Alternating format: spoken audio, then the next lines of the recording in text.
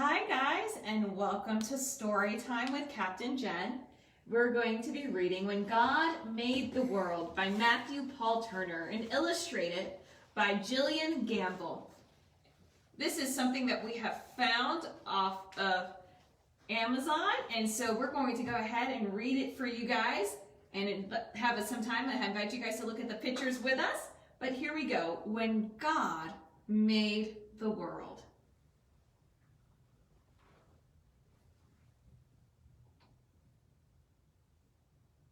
Look at those fish, they're cute.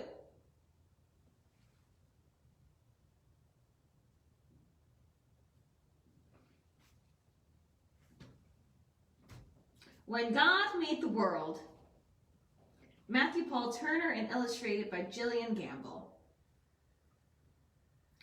In the very beginning, before anything was, before God started doing what it is God does, when all that existed was wide open space, God imagined a universe and began to create. God hung trillions of light, stars big and stars bright. God turned the dark sky into a glorious sight. God put planets in places with moons in some cases and galaxies that reach the outermost spaces.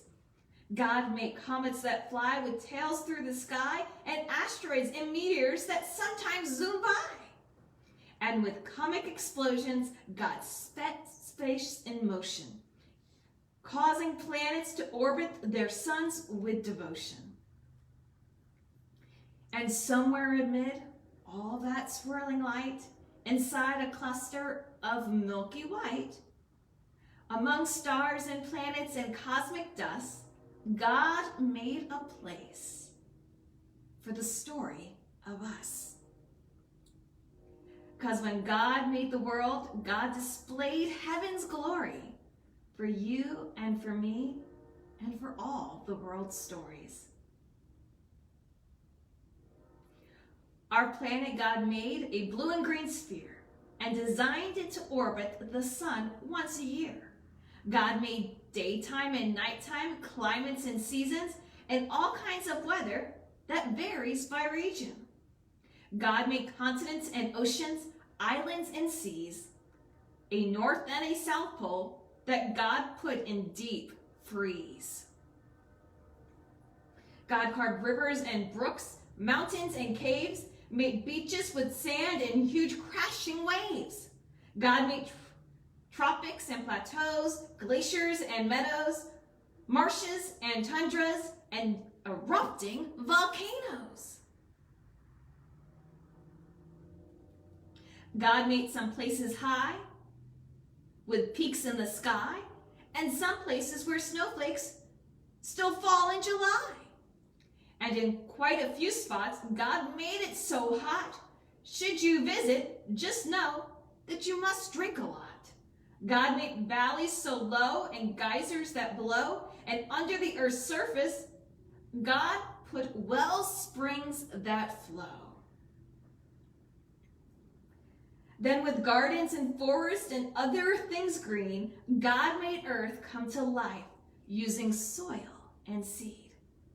God made cypress and pines, bushes and vines, all kinds of trees with leaves God designed.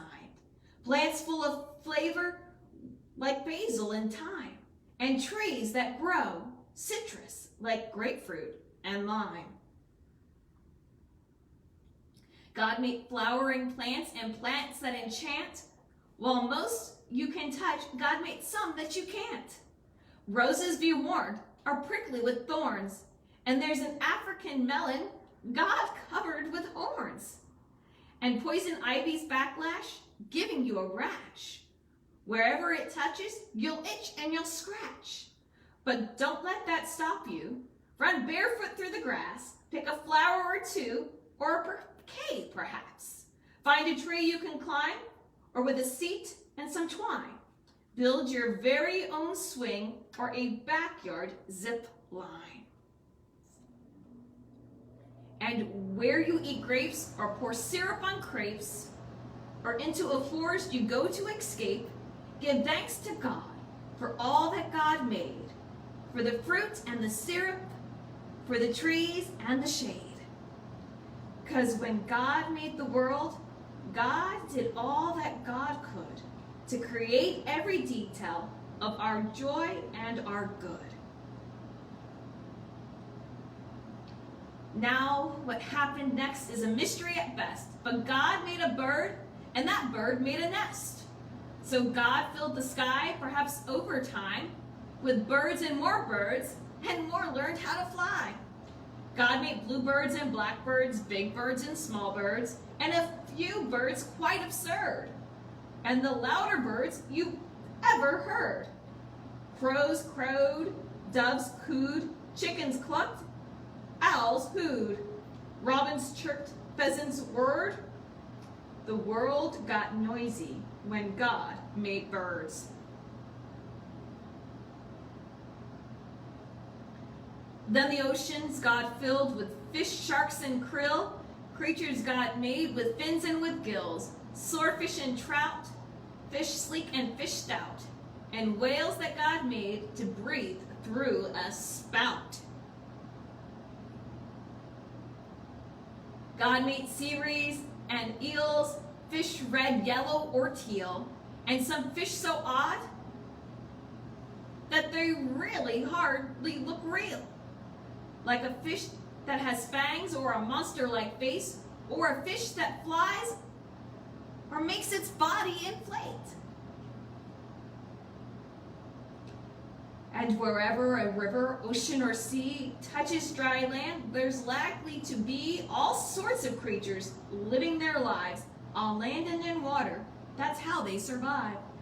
Like otters and frogs, turtles on logs, and crocodiles gathering in swampy bogs.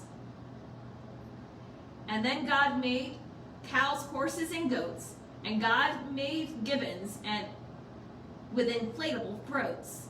God planned lions to roar and tigers to pounce, and kangaroos, God thought, let's make you bounce. God made bears to growl, moles to plow, and under full moons, coyotes to howl. Donkeys brayed, giraffes bleated, jaguars prayed, rhinos stampeded. Bunnies hopped, beavers chopped, and in muddy pools, hippos plopped. Yes, all living creatures from whales to snails, from those covered with feathers to those covered with scales, each God designed with a home in mind to develop and evolve if needed over time. Because when God made the world, every creature on earth became a part of life's circle, having value and worth. And God made people like you and me.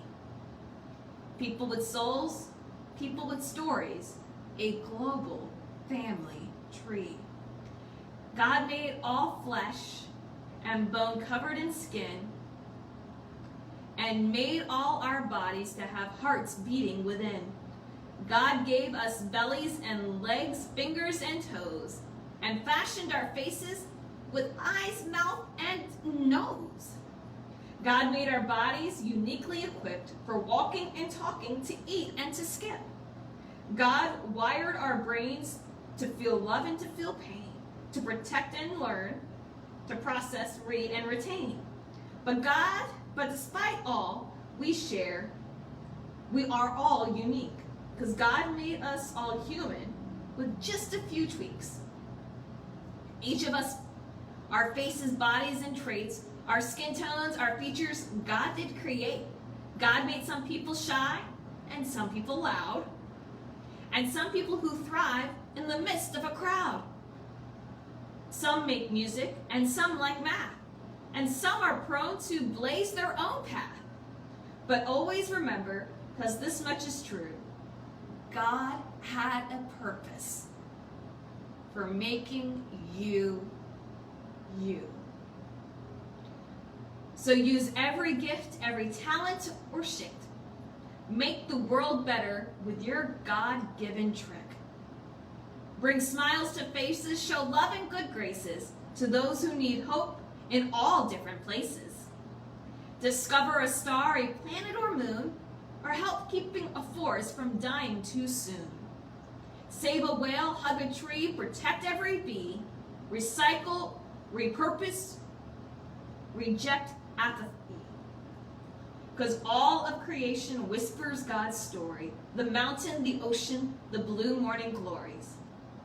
The raindrops, the sunshines, the grapes on the grapevine, the nature God gives us a glimpse of the divine. And just like a star might showcase God's light, or a waterfall give us a sign of God's might, the same could be said of you and of me. How we live, how we love, tells God's story too. Because when God made the world, and the world started spinning, the story God wrote was just the beginning. The story God wrote was just the beginning. And so our challenge is to celebrate the creation of the world that God has made, with remembering that we too, just as the trees, the sky, the world around us can show the wonderful majesty of God, we, also created by His hands, can show the love of God to others. We thank you for joining us for Story Time with Captain Jen, and we hope to see you again next week. Have a blessed night, everybody.